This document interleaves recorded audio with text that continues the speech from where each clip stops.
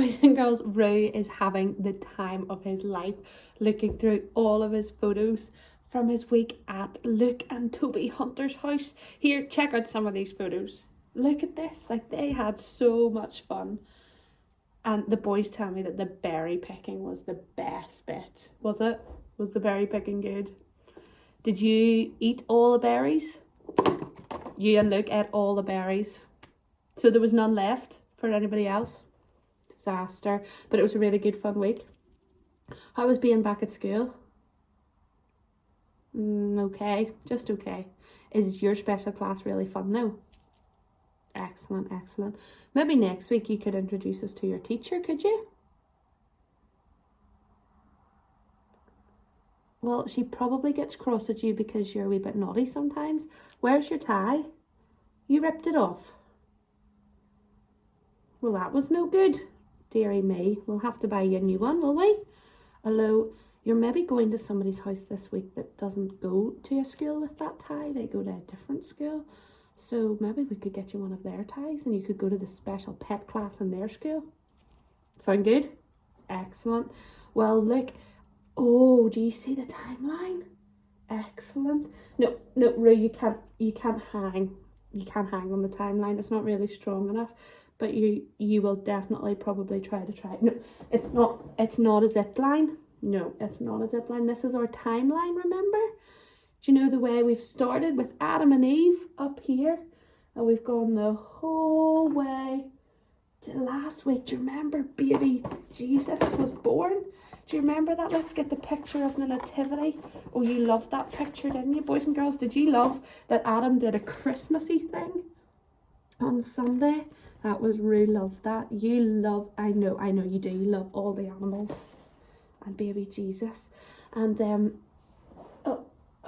yeah, Rue quite likes wearing crowns. So he does. He thinks he is the king when he puts that crown on. But that one was telling us that God reigns, wasn't it? Not you.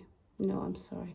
But yeah, Rue loves the timeline. He tries to swing on it all the time. Boys and girls, have you been making timelines? Because I'm sure Rue would love to see your timeline too, wouldn't you? Yeah, the timelines are your favourite, aren't they? Well, are you ready to hear the next bit of our story? No. Hey, good remembering. Rue remembered that the last thing I said was that there was a big surprise. Did you remember that? Rue, you have a very good memory. You're right, the words were, but the biggest surprise to everyone was... And then I stopped talking.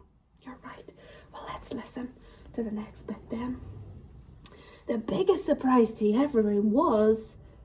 Oh, this is a bit of a funny surprise.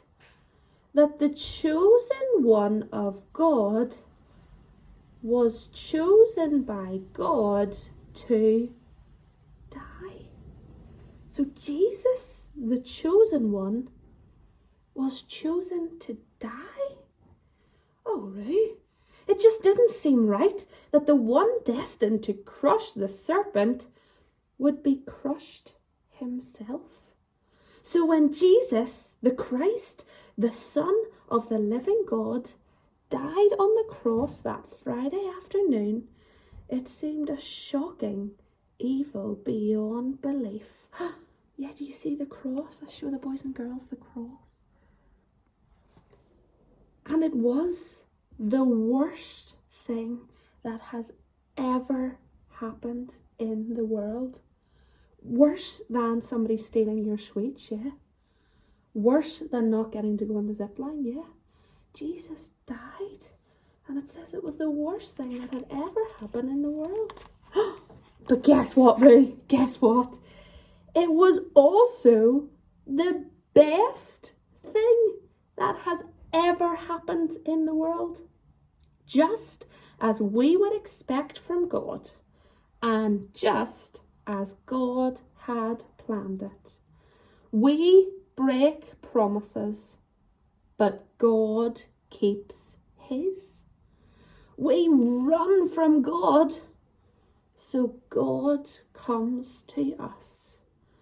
We suffer for our sin, so the Saviour suffers for us. Jesus died on the cross for us, right? Our story is the story of God doing what we can't in order to make up for us doing what we shouldn't. So we can't take away our sin. We can't take away the things that we shouldn't do, but God can. The Christ suffers for our sin that we might share in his sinlessness. Sinlessness, that means Jesus has no sin. And because Jesus died for us, then we can also have no sin as well, because Jesus takes it away. And so deliverers, the deliverer, baby Jesus, is born to die.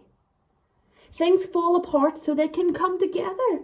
God kicks people out of paradise. Do you remember he kicked Adam and Eve out of paradise?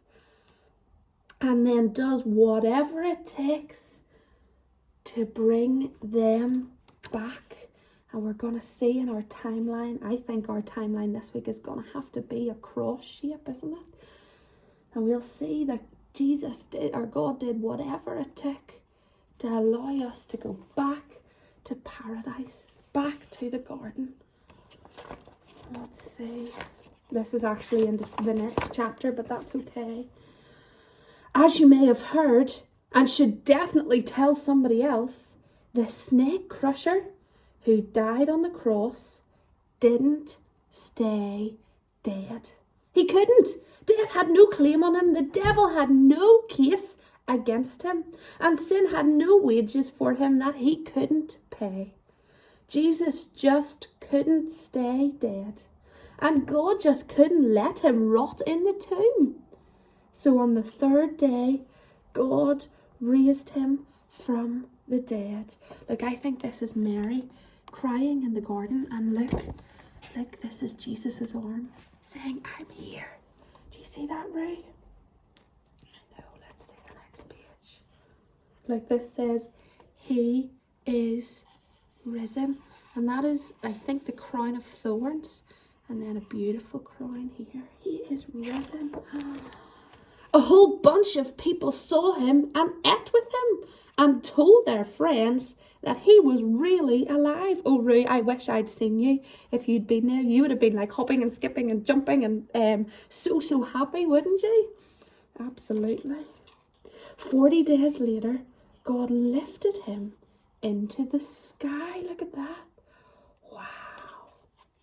And gave him the seat of honour at his right hand. So Jesus was lifted into the sky by God. And do you know what the snake crusher, Jesus, did next? But guess what? We're going to stop there. Oh, Rue's raging. He doesn't want to stop there, but listen, we're going to stop there. And we'll learn that bit next week. What the snake crusher did next. You know our snake that I use on Sundays? I don't have him with me here today. Our snake, Jesus, is the snake crusher. Do you remember the snake caused lots of bother here? Well, Jesus is the snake crusher. Jesus has chopped off the head of the snake because the snake has no power anymore because Jesus has defeated him. Of course, the snake still kind of tries, but the snake can never win. You love winning, do you? I know I love winning too. And if we give our lives to Jesus, then we can win as well. We can't win without Jesus. Jesus is the snake crusher, not us. But he defeated sin when he died on the cross. I think that's my favourite line of this book. I think I'm going to have to find a verse for your cross this week that says something like this. The Christ suffers for our sin that we might share in his sinlessness, that we might have no sin, that we might be winners against sin because of Jesus. Oh, I can't wait for Sunday to talk about this a wee bit more. And Connor is going to be talking to all the boys and girls on Sunday morning in church. So make sure you tune in, boys and girls, and watch that and help you understand the story more and add another bit to our timeline. We will see you next week. Bye.